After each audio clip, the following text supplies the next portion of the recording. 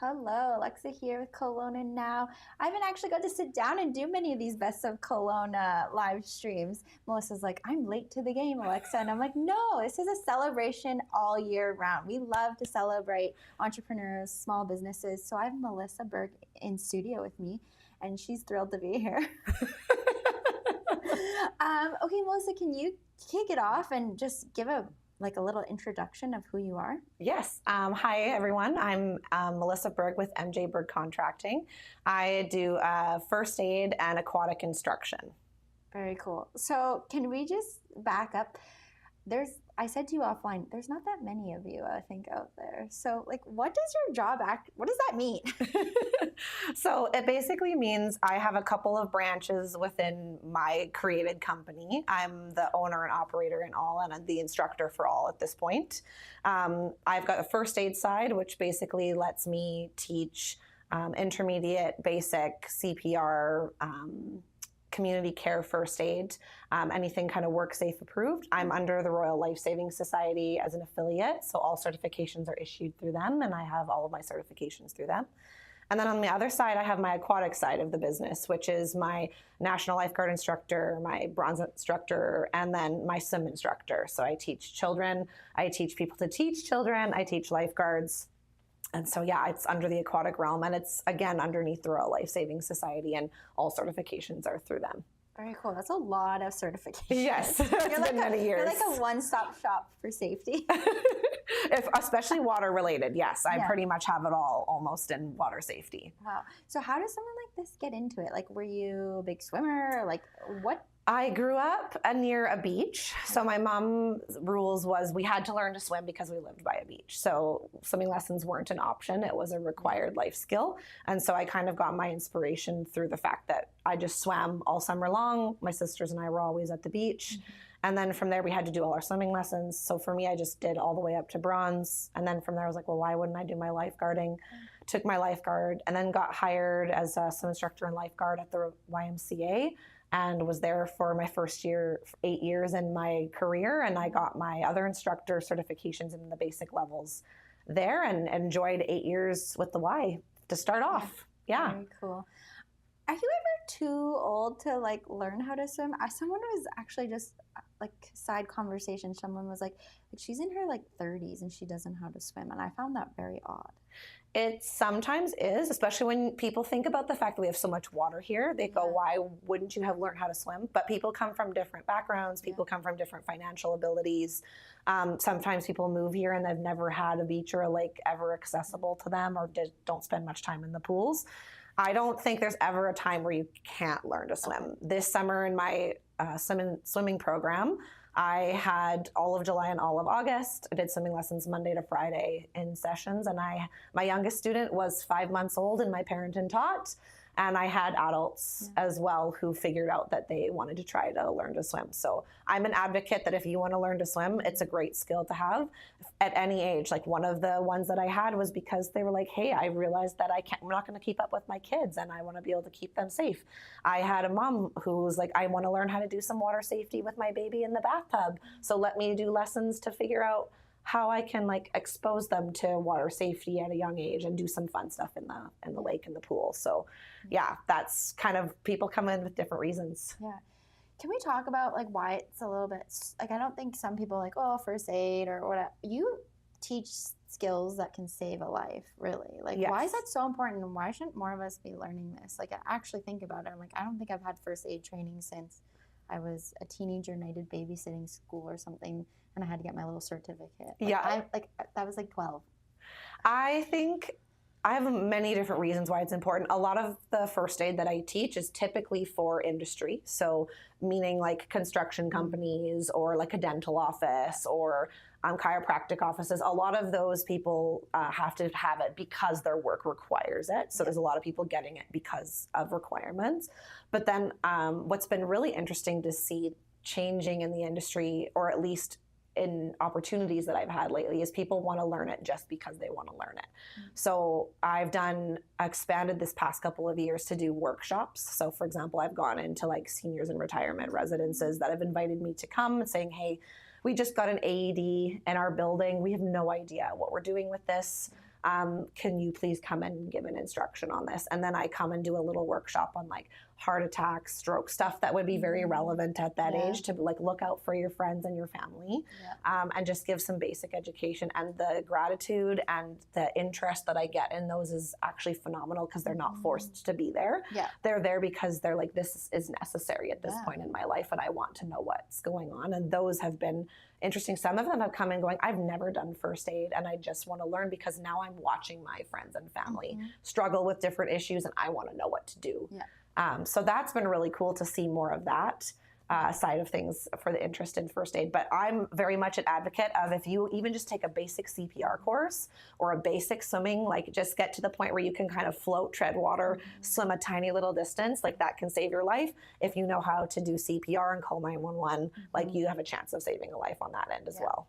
Well, it's kind of on both sides. You really don't think about it, but it's like you protecting yourself, or if you're in one of these, like, you know, stuff happens, especially in the Okanagan, like swimming, you can drown in a pool. Like, stuff happens, but also the responsibility of maybe being in a scenario where you could help someone in a situation where it's life or death, really.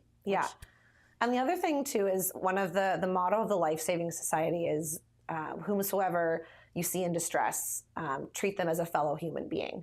And so the idea with that, and why I love it, is that if you were in the same scenario of this other person that needs help, would you hope that someone would come and help you as well and have the training for that? Hopefully you would want to do the same for this other person. So I very much am like, if you're hoping to be helped if something happens to you, I hope that you're also willing to then help someone if they are in need as well. Do you go to schools, or do schools hire you to come and teach? I'm like, that's like something that I'm like, should be like a class. I've had interest. I'd love to get into more schools. One of the things that I'm trying to build with my business is I would love to do more partnerships. So partnerships with the schools of like, I want to come in and do your grade 11 and 12s. I would love to do partnerships with even like Indigenous groups where it's like, have me come to your space, your land, and I would love to come and like teach first aid in these areas. I've done a lot of work with charities over this past year as well. One of the things I really like about what makes me a little bit different is with charities, all of my travel costs, I donate right back to the charity. Really nice. So they get charged it to start. And then after that, I take that amount that would have been there and I donate it back to the charity because I want to be able to give back. And sometimes my schedule to be able to volunteer isn't there because of the fact that it's contract work and you just work when there's work. And so you can't be committed to volunteering, but that's a way that I really like to give back. So I have had a number of charities that I've worked with this year that have taken up that opportunity, and they're wonderful to work with. They're already serving the community, and so it's great to be able to work with them and do skills with them. That's awesome. You're not only saving people's lives, or you're helping other people save other people's life, plus you're giving back. Yeah, I'm trying to find ways to we need more Melissas out there. What's your, I mean, you obviously are passionate from a young age, but like, what's your favorite thing about teaching or first aid, or like why, like, I can see you glowing about it, but like, why do you love it so much? Sometimes you have to remind yourself, like outside of the fact that you're making a living, especially being entrepreneurial, like why am I in the industry? And I like a lot of the success stories that come out of it. So for example, I just finished up my swimming program for July and August. And there was definitely nearing the end where I was getting really tired of being in the lake every day because it was mostly lake lessons. You're usually like a mermaid. Yeah, so it was like Monday to Friday in the lake or in private pools for the summer. And I was nearing the end of like my tolerance for it, but I'm like, I just got to push through. But some of my best stories actually came out of my last week. I had I'm not going to share too much information, but basically I had a family that was looking for private lessons because they needed some extra attention for one of their children who has struggled with swimming lessons up till this point, just with needing to get over like hurdles and fears. And so one of the things that we had to learn to do was jump in the water, and there had been lots and lots of barriers to jumping in the water. And then you know, by the end, we had her jumping in the water, and the mom was so thrilled and like posted online, and she's like, I can't believe that we made this next hurdle. Like this is one that's taken time, and I'm so proud of my daughter, and I'm so proud that she made it. And so I got to be a little tiny part of that journey and that safety and that getting over those fears and realizing they can do it. Well, yeah, and it's going to take that into their life maybe also, Yeah. not just in swimming. Exactly. Like the confidence to be able to do things I had in first aid. Like this was one of my first, was like, wow, first aid makes a difference. But back when I was with the YMCA, I was still teaching basic first aid. They had incorporated into swimming lessons at that time because that was a while ago. But one of my students, we did like the first aid portion of like basic CPR and how do you check your scene and make sure it's safe, and how do you check on someone and figure out what they need, like do they need 911? And within the week of swimming lessons, he came back to me, he's like, you'll never believe it. I actually had to do the things I learned. I never thought I'd have to do this. I just got chills. And so for me, those little moments of like, I got to just be one tiny piece of getting someone the opportunity to help someone else build their confidence, save somebody else's life potentially. Like I've heard stories of like, at least we never know like how bad it could have gotten, but they got them to the point where they could be checked on at least. And so to be part of those, that's what kind of is a lot of the drive. I also, to be honest, on the more like a little bit selfish side of being entrepreneurial, I like setting my own schedule.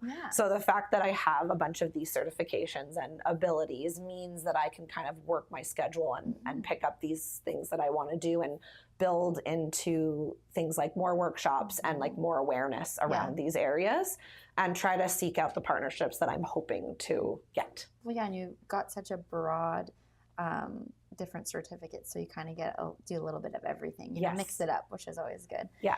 Do you think if you were to give advice to people, like, do you think we should all be taking like our first aid course? Personally, if you're asking me, yes. Right? Like, some people don't think that that's necessary, and but you probably should, like we said, I was 12 since I've done mine. Like I'm probably due for like a refresh. I was going to say things have changed in that amount of time, I'm sure. How often do you think, like, do they expire? Yes, certifications expire. If you want to be certified, there's differences between workshops and certifications. Workshops is just general knowledge of things to be aware of. And then people can come to those, they don't hold a certification, but they walk away with like, okay, I want to watch for these things. I know I called 911 for these things. But if you want a certification that kind of goes towards like work or somewhere where you want to go like, hey, I actually officially did all my training and I did the practice, that would be the certification side. Certifications come in handy for like workplaces. Or if you just want to know personally, like I was able to complete the things I needed to complete. But I'm very much an advocate on everybody having it. Certifications classically end, depending on the level that you want, somewhere between 2 and 3 years. In my opinion though, 3 years after you've taken a 7-hour first aid course, most people forget the majority of what they've learned within the month. So unless they like are really thinking about it, practicing, or if they take it into their workplace and it's a regular thing, I classically say like if it's something that you want to be aware of, that you are refreshing. Personally, I like every year, but even every 2, if you think that you're going to potentially need it, if you're around people where you might need it. I always advocate parents, please have your CPR and your like a basic like child obstruction and stuff like that, so that you feel confident working with your kids. Like there's always somebody in your realm that you potentially could use first aid with. Well, or if you're around grandparents or elders. And I just did a shoot at a retirement home. Like they must need their first aid certificate there to work there, I assume. Is there anything else you would like to mention on what you do, or something I didn't maybe ask you? One of the other things that not a lot of people realize is that I have all of my own gear and I'm mobile. So basically if a dental office says we have 12 staff, we need first aid, instead of having to go search for a place and register all of their people, they can just reach out to me. I have all the gear to be able to come on site as long as they meet the space and safety requirements. I can come direct to any location. I am prepared to travel. There's fees and costs around those things, but that's one of the things people don't know is that you don't have to book me through a building. I don't have my own building because I'm still growing. But at this point, I can come to you, or I can find a place to rent in order to do the course for them if they can't meet those requirements. Well, it's kind of nice, so you can kind of teach wherever. I can teach wherever. It keeps things like really interesting because people find me for different reasons, whether it be referrals or, a company found out through me through another company because they've worked with me already. And I've been in different places. And so it keeps things kind of interesting getting to travel around a little bit. I'd love to grow partnerships in the Okanagan if I can, just because I already am located here. This would be my goal area, but I'm not opposed to branching out, especially if I can make partnerships. Yeah. Well, and there's so much water here, just like in this small space of BC where you think of Nelson, Christina Lake even. Yeah. Like marina staff. Yes, exactly. Yeah. Well, Melissa, congratulations on your win this Thank you. year. Like a lot of people are like, oh, it's just a small bet. It's a big deal. This is the community voting for you. And it really helps shine a light on small businesses. So I love that Kelowna Now puts Best of Kelowna Now on, so it can shine a little spotlight on you. So thanks for coming in. Yes, thank you for having me and for having me be part of the competition to spread light on my business. And it's amazing. And if we'll put all her contact information, if you have more questions, DM you, social channels you're big on. So give her a follow, or if you're like, oh, I have kids, or I don't have first aid and I need first aid, please reach out to Melissa. Yes, thank you so much. Have a good afternoon.